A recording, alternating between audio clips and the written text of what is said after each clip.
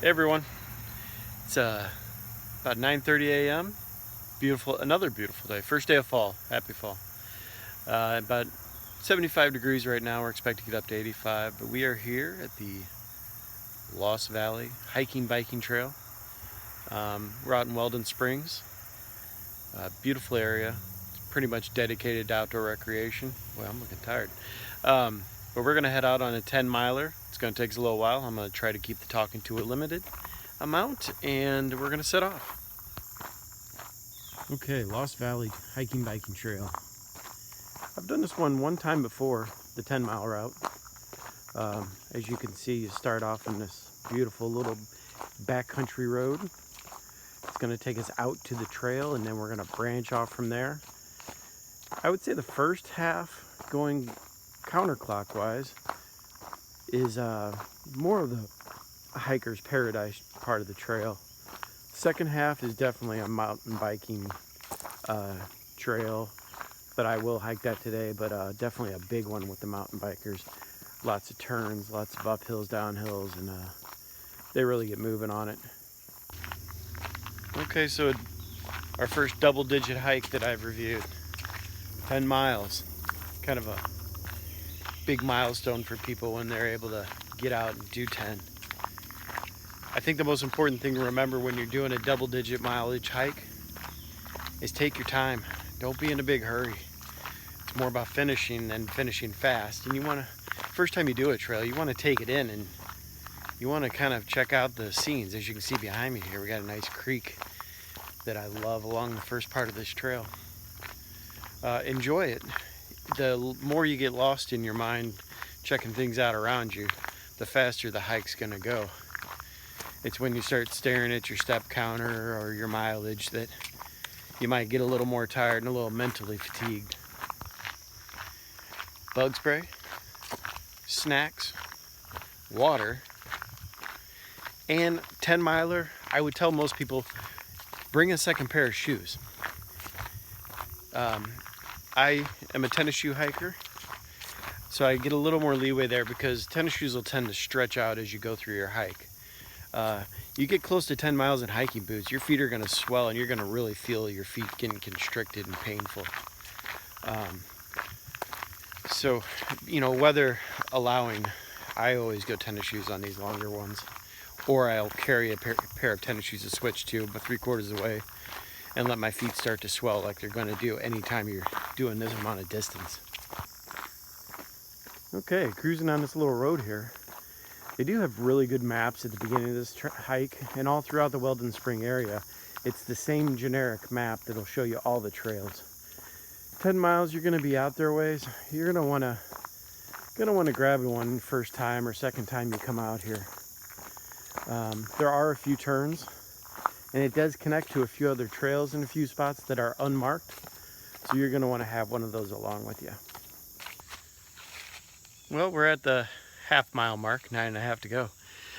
You want to take sight of your markers here, get an idea of what they're going to look like. This trail, while it is a big, huge loop, does have a cut back through the middle in case you want to cut it down to 5 or 6 miles. So you're going to want to stay on the path. At that point, there'll be a sign that indicates cut back to the trailhead. We're going to stay on the outer loop today, though, and knock out the whole 10.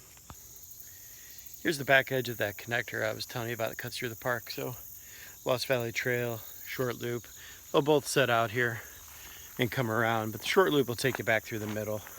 And there'll be another sign just like that. I want to turn this around and give you a little view here of what we're heading into. I mean, just tall trees, beautiful colors. And on this half especially, just a nice stroll along country road. Makes you feel like you're out there, but not too far out there. Second half's a lot different. It'll be more of the narrow path winding through the hills. This one's kind of a leisurely stroll. Okay, so here's that point where I was telling you about. You can either branch off to the right, do the long one.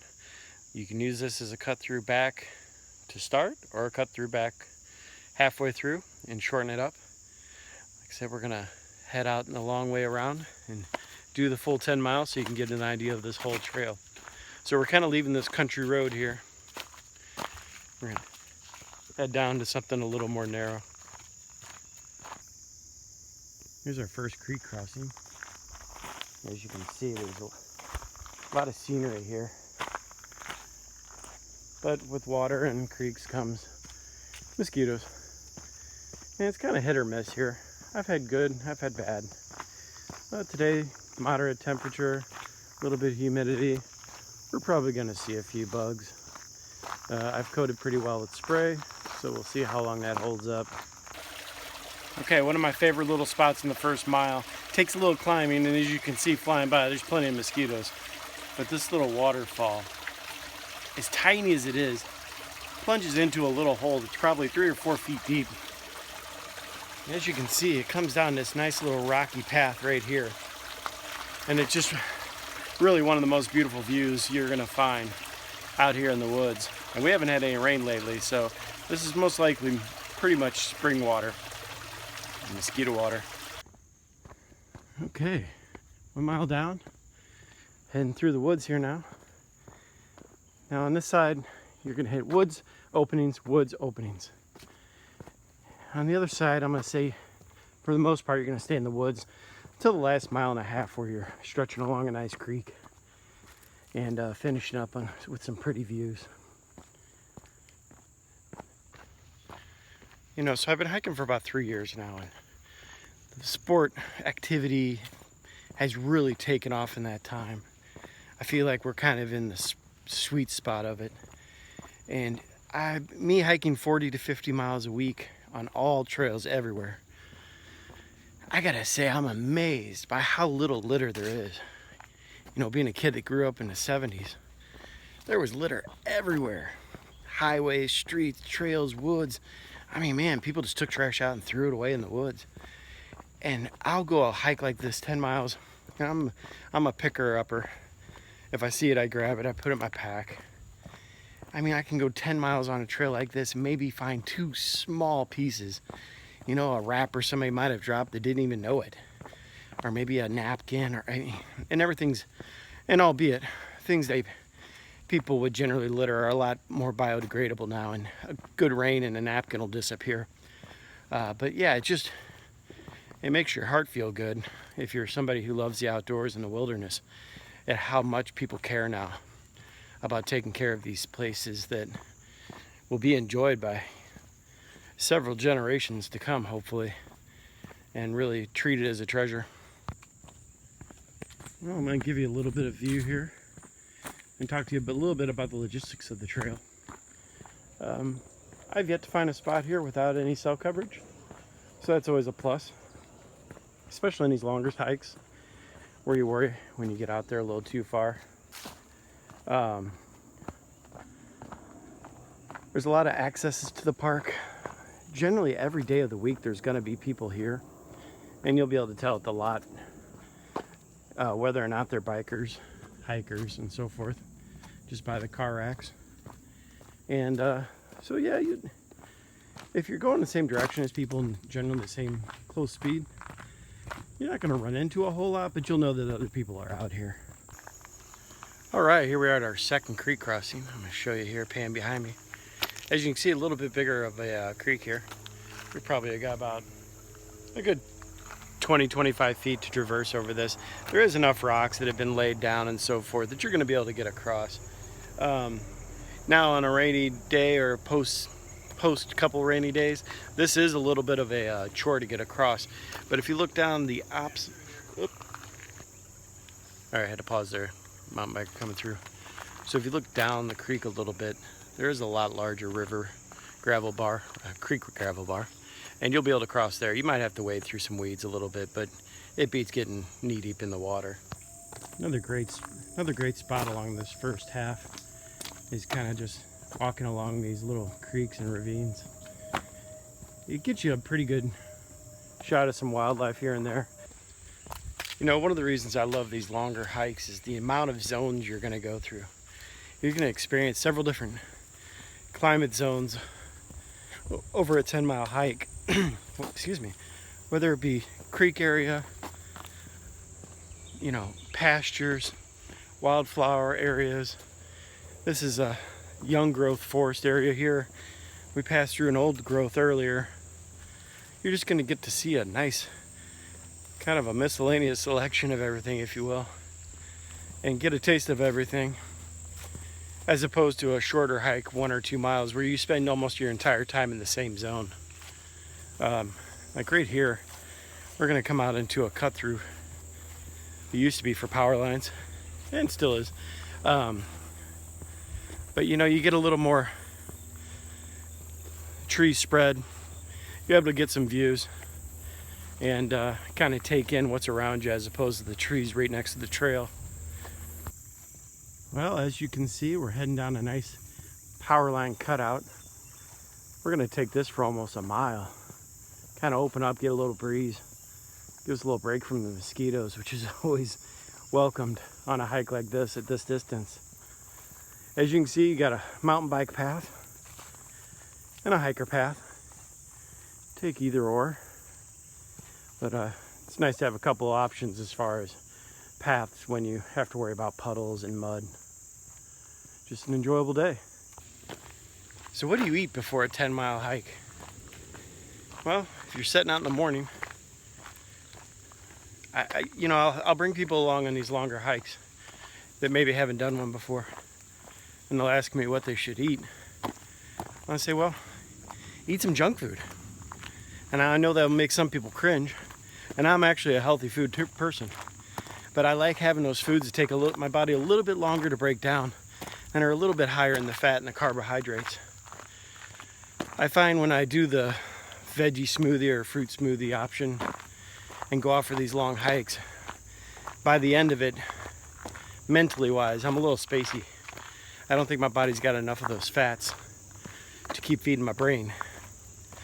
An example, I'll hit McDonald's. I am not ashamed to say. A couple sausage McMuffins and a hash brown or two, and I've got enough energy to get through 10-mile hike.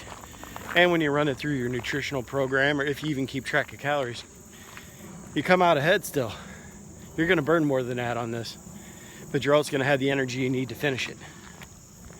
Lots of water though beforehand, because once you start to get dehydrated, you cannot catch up short of stopping, resting, and drinking for a long time.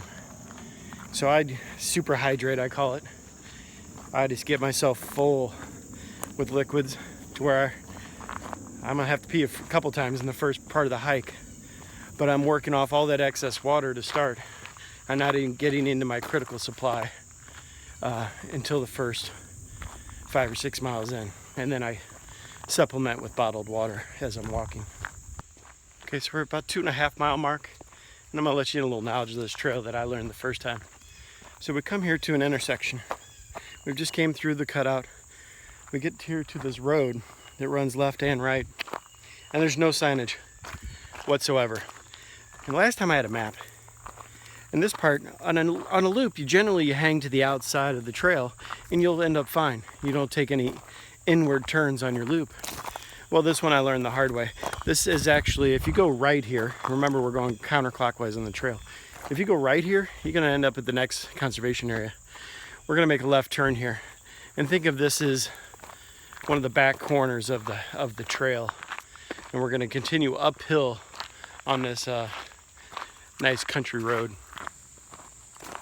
As we head up this country trail, when you grab a map at the beginning of the park, you're gonna take a look at it and you're gonna be like, oh man, well, the first half of this is all the distance, which is actually not true. These straight line miles like this don't cover a lot of distance, but on a map they look huge and they take up a lot of that map.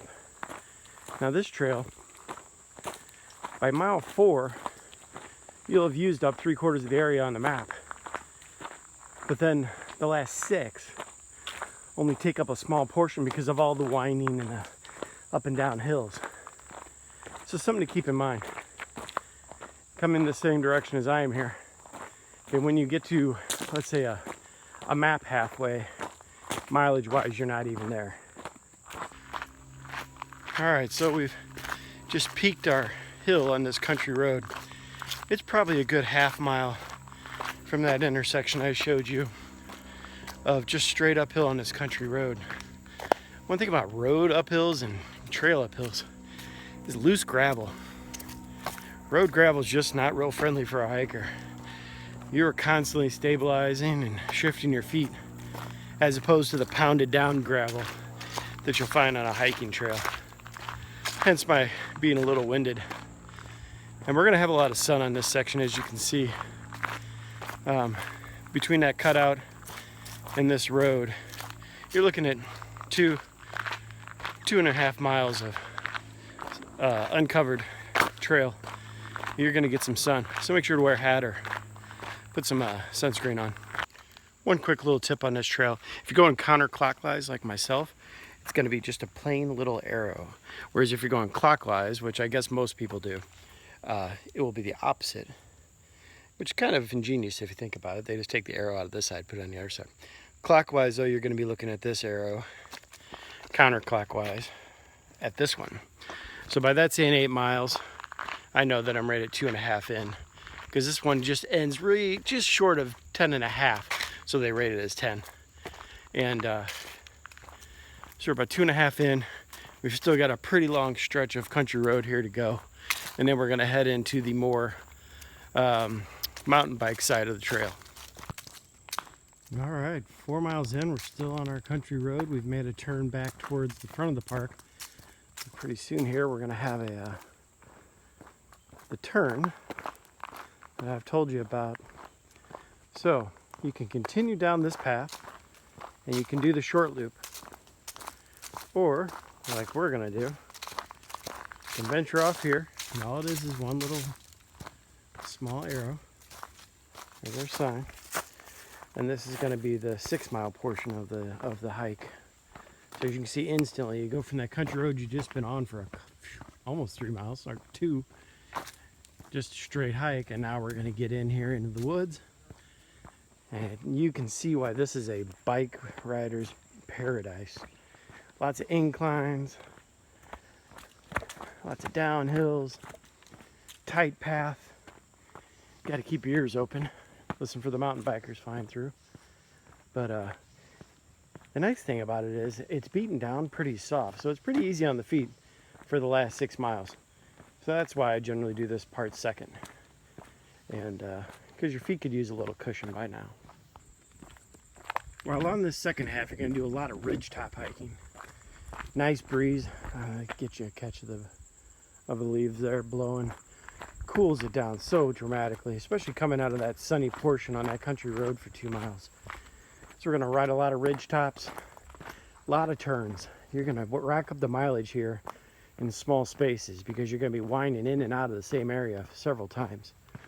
But very enjoyable on this half. All right, here we are at a ridge mark, high ridge, about 5 miles in. As you can see, the climate's totally changed. No water over here. A lot drier, a lot different plant life, and a lot more gritty dirt, and a little warmer too. Now the air's a lot less humid, so it kind of equals out.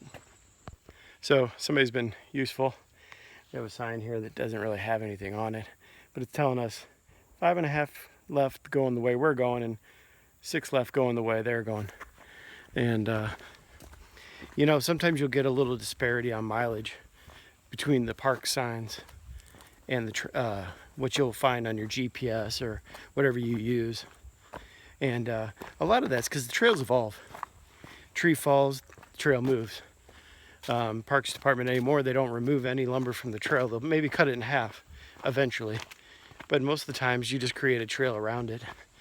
And so, like I said, the trail evolves and the distance can grow or shorten. And you gotta kind of measure it on your own to really know the exact distance. I don't really worry a whole lot about distances other than to be able to pass along some reliable information to people. But it's nice to know too. Well, here we are overlooking Lost Valley. As you can see, we're up there a little bit. Quite a drop off here to the side of the trail. You can see over a few ridges. We're about 6.5 miles in with about 3, or I'd say closer to 4.5 to go. It's really dried out over here, a lot warmer. And here pretty soon I'm gonna take a little break and have my snack and a bottle of water.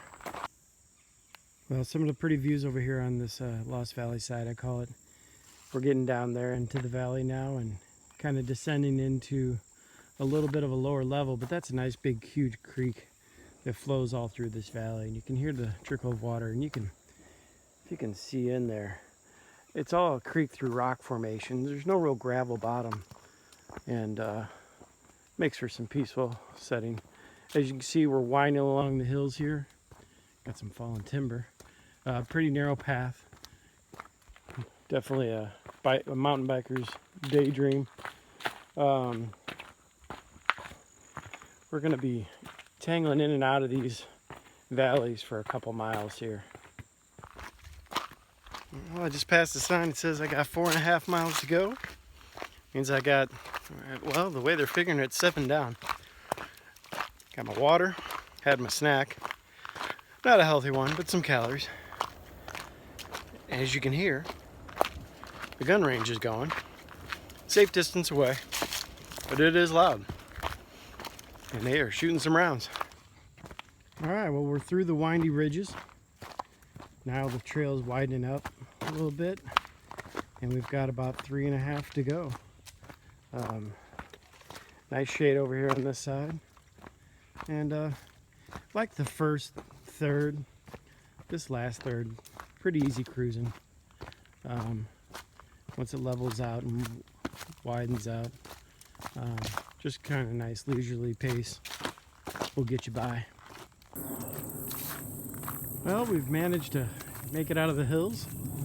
We're about 9 miles in, 2.5 to go today. The way it's hiking is about 11.5. I stand corrected on that point. But now we've leveled out.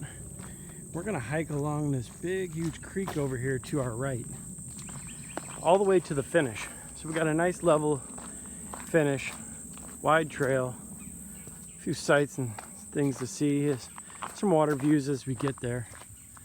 But yeah, a nice easy way to finish up. One thing I forgot to do today that I usually do anytime I go over 7-8 miles, pop a couple ibuprofen on the way out the door. Really helps with the swelling on your feet. And you know, like today, I'm almost 10 miles in. I'm at about 24,000 steps. And just, you know, the balls of your feet, I mean, that's a lot of steps and a lot of pounding on the ground. A lot of rocks pushing through your shoes. So I'm definitely feeling not having taken those today. But always a good little tip. Take a couple of ibuprofen on the way out. But if you're going to be hiking this trail anytime in between, let's say May and November, this last 2-mile stretch here along this creek bed, you're going to want to reapply bug spray and cover up as much as possible. Mosquitoes are making their last stand at me here while I'm still on the trail. That's why I've got my face covered up as much as possible. Pretty thick. I mean, they're probably 50% of what you think are mosquitoes or gnats. But either way, anything buzzing around your face is going to be annoying. All right, we're here probably, well, second to last turn you have to worry about on this trail. Everything before this, there's been no turnoffs since that 4-mile mark. But here we're going to have the trail comes down. We've been riding along this creek bed. Well, now we're actually going to cut up to the left here a little bit. There's a service road here along the creek bed that I think gets wet quite a bit and stays wet. So they've ran the trail off to the side. Well, just to prove my age and my memory, I forgot about this last half-mile section, 1-mile section. We do dabble back into the woods, do some cut-arounds, and up a couple ridges, mild ones at that. But then we're going to come out here, and as you'll see, let me get over there, give you some dead screen time. So, we get to another Lost Valley short loop. So we're actually heading back towards the car. So this sign, you're going to go back, excuse me, mosquito, the opposite way. And we're going to head back towards the parking lot. All right, so an efficient trail, because if you remember, this is where we head off into the woods right here at the beginning of the trail. And then this sign over here will let you know you're on key. It tells you parking lot straight up here ahead. 11 miles down, quarter mile to go. So we're on the feeder trail that feeds you from the parking lot out to the loop, and then now we're heading back to the parking lot. So it adds, about a mile. So all told, we're gonna end up hiking a little over 11.2, I think is an exact figure by my step count. I always consider this stretch here to be kind of my victory lap. It's flat, it's wide, it's got some pretty views over here if you can see. The sun's beating down on us. Got a nice creek view, little bridge up here. But yeah, definitely the victory lap. Get back to the car, loosen the shoes, or if not, take them off. Wash off your legs, get those chiggers and leaf mites and mosquitoes.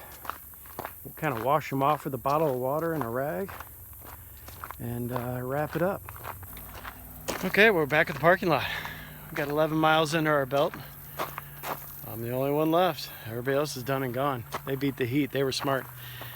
But so that is a quick summary, not too quick, 3 hours and 35 minutes to be exact, of Lost Valley hiking, biking trail out in Weldon Springs. Now I'm gonna go eat lunch. And you know what you eat for lunch after you hiked 11 plus miles? Anything you want. It's the great part of this. So I'm heading off to eat some food. And until next time, hike more.